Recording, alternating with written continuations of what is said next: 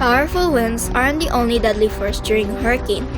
The greatest threat to life actually comes from the water, in the form of storm surge. Storm surge is water from the ocean that is pushed towards the shore by the force of the winds swirling around the hurricane. This advancing surge combines with the normal tides and can increase the water level by 30 feet or more. Storm surge combined with waves can cause extensive damage. It can severely erode beaches and coastal highways. The pounding waves can take out boats and buildings. Ba na ang storm surge ay mas delikado kaysa sa malakas na ulan? Ang storm surge ay biglaang pagtaas ng tubig dagat dahil sa malakas na bagyo. Maraming buhay ang nawawala dahil hindi handa ang komunidad. Ngayon, alamin natin kung ano ang dapat gawin before, during, at after a storm surge. Kung ikaw naman ay malapit sa dagat, ugaliin agad na alamin ang evacuation center upang maging handa kung sakaling dumagsak ang pangyayari. Isa sa pinaka-importanting pagkahanda ay pagkakaroon ng go bag. Siguraduhin may lamang tubig at ready-to-eat food na nagtatagal ng hindi bababa sa 3 araw. Maglagay ng flashlight, extra batteries, power bank, first aid kit at personal medicines kung kinakailangan.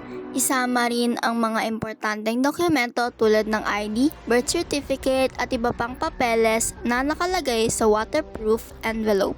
Huwag kalimutang magdala ng face mask, extra damit at hygiene kit. Tandaan na mas mabuti ang handa kaysa magsisisi sa huli.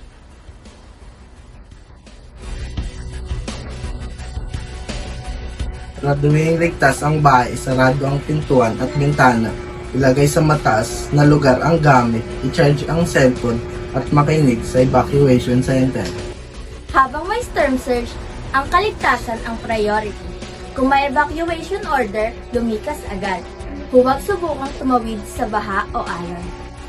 Iwasan ang paglapit sa dagat, panonood ng malakas na alon, pagmamaneho sa binabaang kalsada, isang maling desisyon, maaari ikapahamak ng ating buhay. Manatili sa loob ng evacuation center o sa isang ligtas na lugar habang hindi pa humuhupa ang panganib.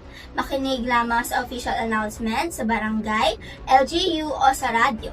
Huwag basta-basta maniniwala sa chismis o fake news sa social media dahil maaari itong magdulot ng panik at maling desisyon.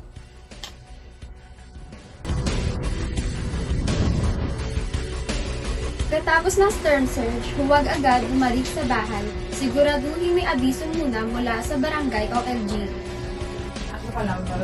Pagbalik sa bahay, iwasan ang sirang kable o poste.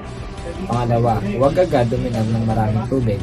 Pangatlo, linisin o i-disinfect muna ang bahay.